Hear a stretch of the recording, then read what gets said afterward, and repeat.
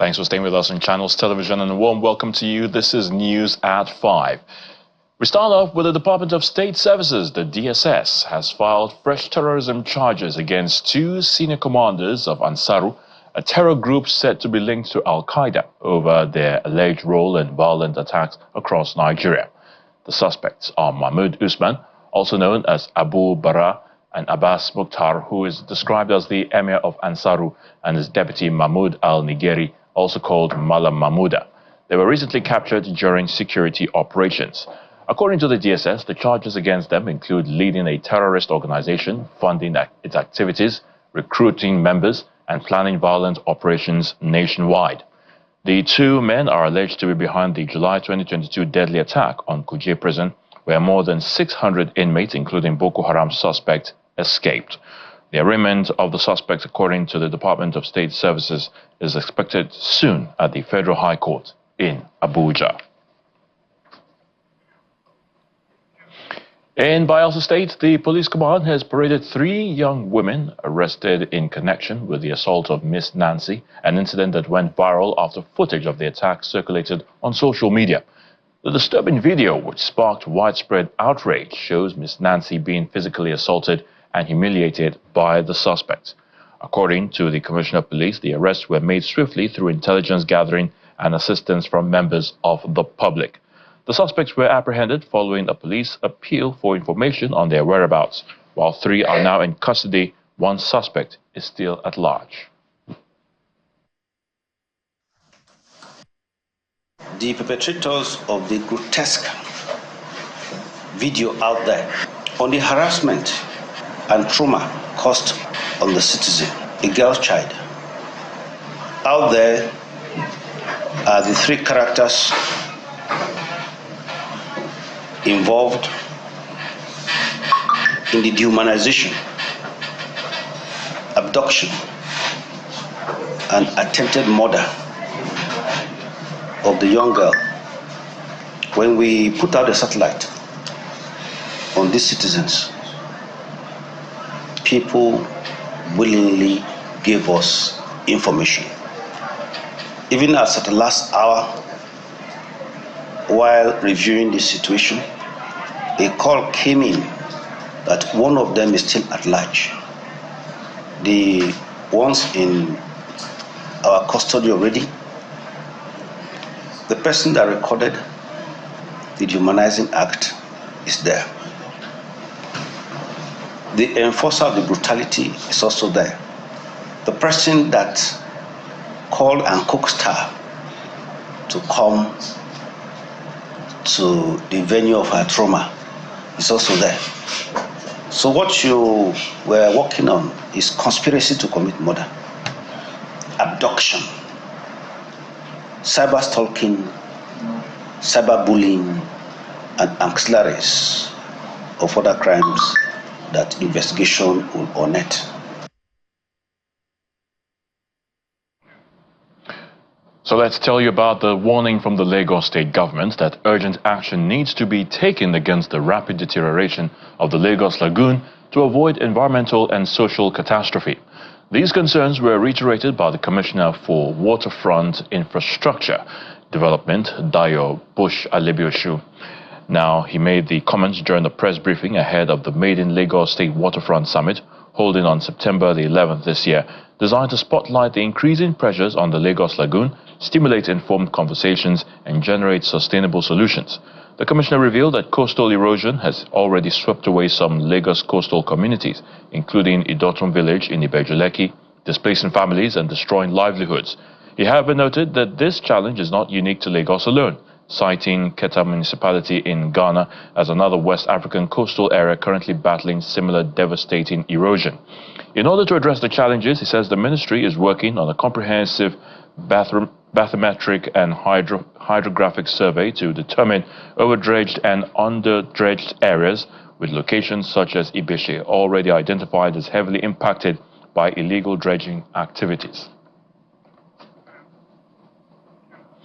The Minister of Foreign Affairs, Ambassador Yusuf Tugar, is emphasizing the need for inclusive growth as a core pillar of Nigeria's foreign policy and national development, particularly through initiatives focused on empowering the women and the youth.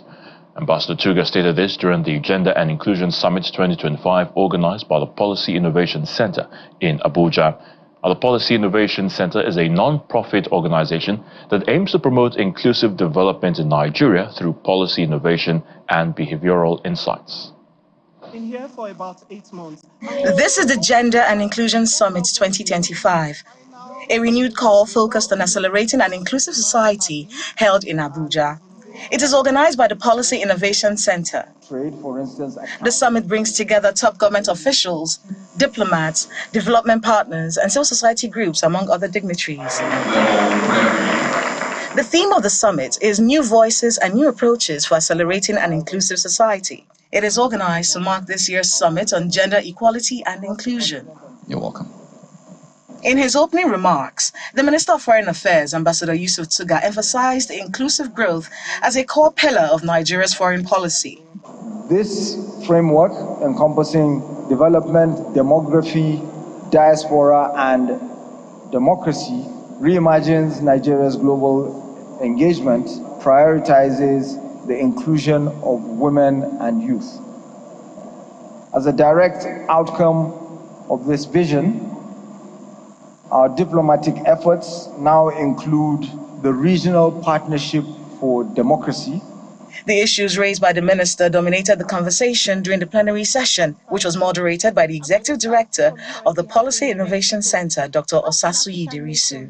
Just based on what he's talked about, and free trade was still at the center, you're not building prosperity for prosperity's sake. It's really to ensure that you can leverage economic diplomacy within continents and across continents. Some of the recommendations raised include empowering youth and economic challenges and promoting safe and inclusive urban mobility. Mexican private sector never accepted to increase the minimum wage because they say that will create inflation.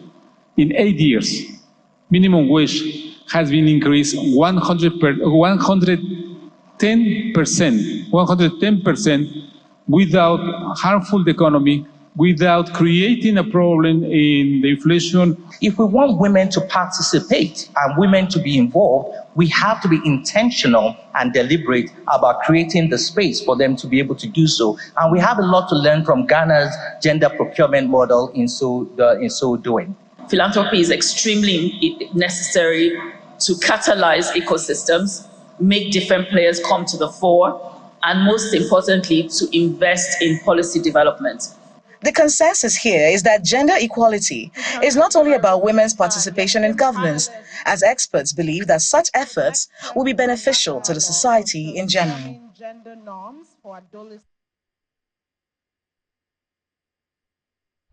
Iowa Odekwe, a community in Ogbaru local government area of Anambra State, has long faced serious challenges with flooding and poor road infrastructure. For this reason, Governor Chukwuma Soludo is visiting the area to see the situation firsthand and meet with the people. The governor reassured residents of his commitment to bringing development to the community. The people of Iowa Odekwe in Ogbaru local government area of Anambra State welcome Governor Chukwuma Soludo with joy and excitement.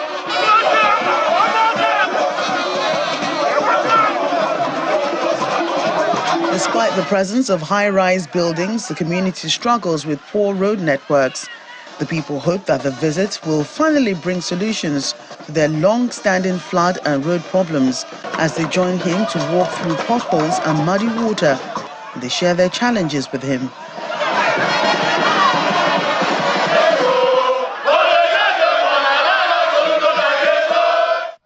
The governor treks a long distance through the bad spots on School Road and arrives at Community Primary School, submerged in stagnant floodwater. The governor becomes visibly emotional and immediately prioritizes resolving this problem.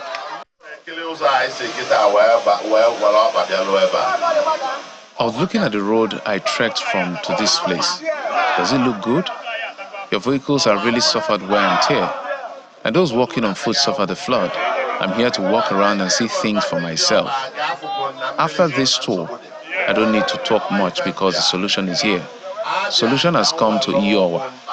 Solution has come to Odekwe. And once I'm here, solution is here. The governor then moves to St. Gregory the Great Parish for a town hall meeting where stakeholders deliver solidarity speeches, after which the governor reassures them of his commitment to security and good infrastructure. You have shown the sympathy you have for your people to walk around with your 2 legs, not minding the terrain, to show your people the love you have for your people. All one we will not be giving. God is what? Expected. Remember before now, I used to be of PDP. But because he came in and fixed Okoto, I said, I cannot be in the outside. I must join in the inside. Starting from today, everybody will make sure that every polling unit in Obaru must be delivered. These children in Nanya offer our future. If I didn't visit this place, I would have felt bad. But now I'm here. It's unacceptable that our children will be receiving their education in this kind of environment. This seems to be the lowest point. So all the floods in the whole community ends up in this primary school. We have to find a solution. The solution will be extensive and expensive, but we have to do it. We're declaring a mini state of emergency here.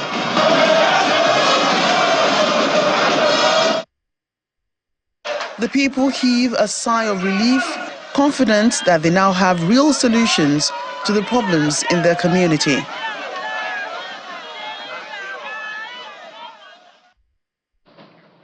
The National Orientation Agency has launched a nationwide enlightenment campaign to boost public awareness on government policies, disaster preparedness, national identity and security consciousness.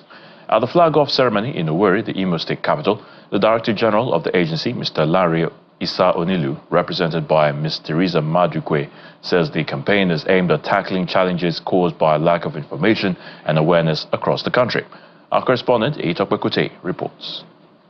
Apart from the one presently constituted, even if you travel abroad. The federal government, through the National Orientation Agency, NOA, is working to reshape the attitude of Nigerians by promoting respect for national identity and symbols, encouraging proactive action on flood mitigation, understanding new government policies, improving national security, and tackling cultism in schools. The NOA says the Tinubu administration is committed to redefining Nigerians' image among the Committee of Nations and earning greater respect globally. At the flag-off of the nationwide enlightenment campaign in Owerri, the Imo State capital, the representative of the Director General of NOA, Teresa Madukwe, explains that the campaign focuses on rebuilding citizens' character and values.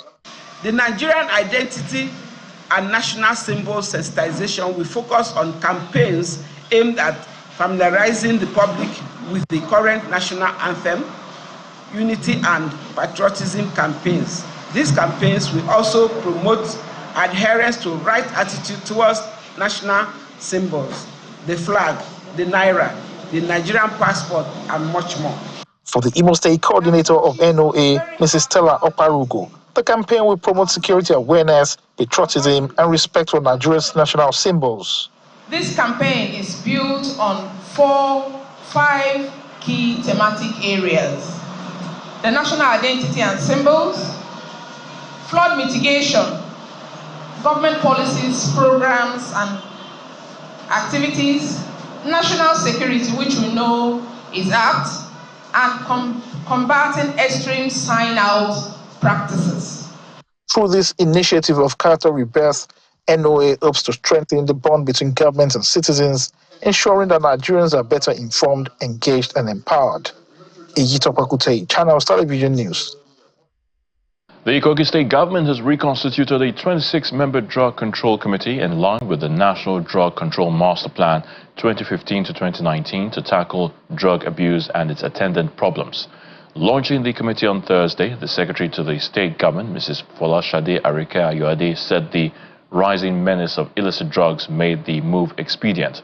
The SGS charged the State Drug Control Committee to work as a team and hold regular discussions to achieve its goals, noting that success would lead to a saner and safer society. The committee draws membership from the NDLEA, Ministry of Health, Education, Information and Communication, Youth and Sports, Women Affairs, Local Government and Chieftaincy Affairs, Humanitarian Affairs, Traditional Rulers, Chairmen of local government areas, youth associations, pharmaceutical bodies, NGOs, CSOs, and faith-based organizations.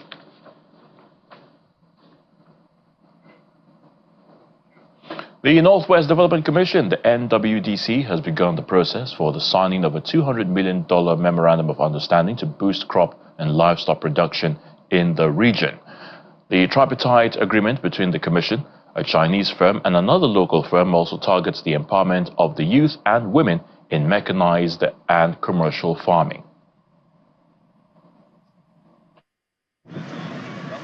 The Northwest region, like many parts of Nigeria, is rich with arable land suitable for the cultivation of varieties of agriculture produce, in addition to livestock production. However, majority of citizens in the region are subsistence farmers with little or no access to mechanical equipment and new technologies.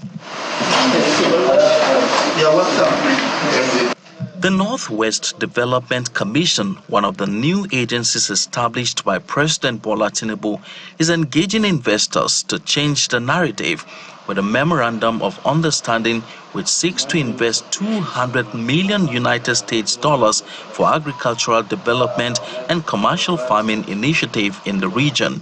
We're looking at smart farming, so it's not just going to be mechanized farming. We're going to bring the latest cottage technology out of China into the Northwest Development Commission, because we see Northwest Development Commission as the perfect partner when it comes to youth population, Northwest Development Commission when it comes to land mass, when it comes to agri products. Responding, the managing director of the commission, Professor Shehu Mahaji, said the exercise is in alignment with President Bola Tinubu's resolve to ensure even development of every part of the country. By design, the president has given us mandate to unlock the opportunities in agriculture in totality. In fact, because of his passion in agriculture, he established a ministry for livestock. And we are having a lot of initiatives.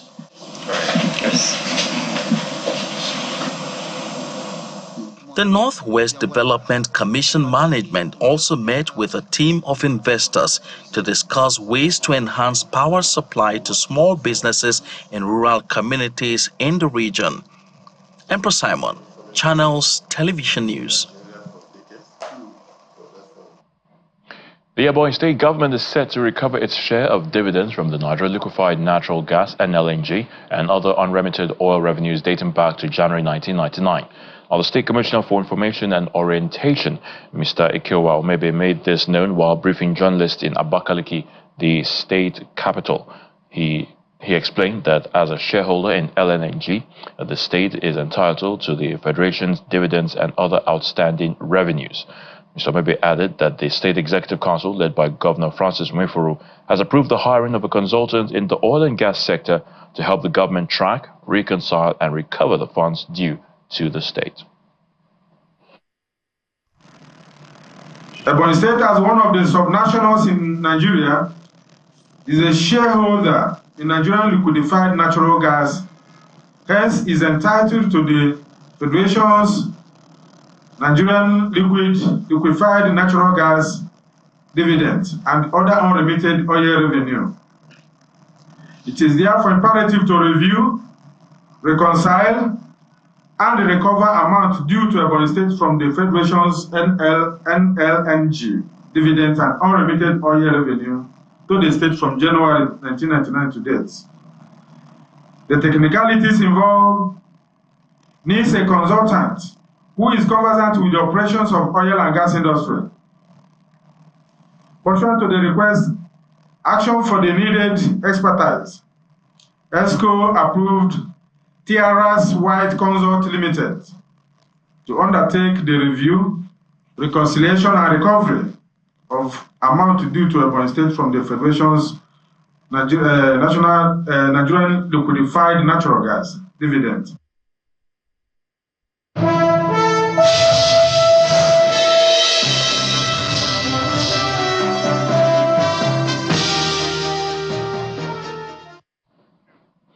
Welcome to Business News. The Central Bank of Nigeria has announced the establishment of a new compliance department to strengthen oversight of non-prudential risks in the country's financial sector. In a circular to regulated financial institutions, the Apex Bank said the department was created in the first quarter of 2025 and became operational in the second quarter. Now, the financial market regulator says the move is part of a broader structural reform aimed at consolidating oversight functions, clarifying institutional roles, and ensuring focused supervision of non-prudential and emerging risks. With its creation, the Apex Bank said the compliance department has taken over responsibilities in 4 key areas. The Nigeria Customs Service says it has gone live with its automated excise register system, ERS, which is the official record-keeping and monitoring framework used by government revenue authorities like Nigeria Customs Service or tax agencies to track businesses that manufacture, import, or sell goods subject to excise duty. A statement released by the NCS Public Relations Officer Abdullahi Mewada says the move follows the conclusion of a pilot phase conducted between July and August this year. He explained that the formal activation of the ERS follows a series of extensive field activities undertaken by the service, which included rigorous user acceptance testing, system validation processes, and comprehensive hands-on training engagements with both customs officers and excise factory personnel. Nigeria's agriculture sector is facing a generational challenge. The data shows that the country's farming population is rapidly aging, raising concerns about the future of food security. In a conversation with Tunde Banjoko, Managing Director of Banjoko Farms, he emphasized that unless government policies and incentives make agriculture more appealing to young people by moving beyond agric handouts, Nigeria risks losing the next generation of farmers. Government has made agriculture to be like, when people are crying, what do? Let's talk agriculture. Just give them one bag of fertilizer, they will stop. Give them one Congo of rice, they will stop. But we need, it's not just, what do they call it, empowerment. They want to empower 2,000, what do we need to? They don't empower us with oil and gas. They don't empower us with IT. But it's simplest, they just say, go and give them one tuber, let them go and plant. It's gone beyond seeing it as keep quiet. A keep quiet tool, where you say, they are shouting, what do we need to give them? Give them one Congo of rice, let them go and plant. They'll keep quiet. We should start treating this thing as a business. Like one of our panelists was talking about yesterday.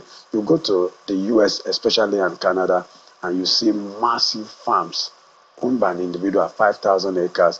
But here, you can hardly get such size without having to bring your grandmother, bring your grandfather, probably maybe your maternal paternal, you bring them together to be able to even afford. And how many young folks can even buy 1 or 2 acres from what they are making? And so those are some of the narratives we want to change, that if people are going into this industry, they have to be encouraged. So we still have to bring this issue of commodity board, where if I'm producing, there's a bit of guarantee of take price to say, okay, if it costs me this amount to produce, then I'm going to sell at this price, then I can go back. But that's what people don't know. And that's news at 5 at this time. Thank you so much for watching. I'm Ayotunde Balogun.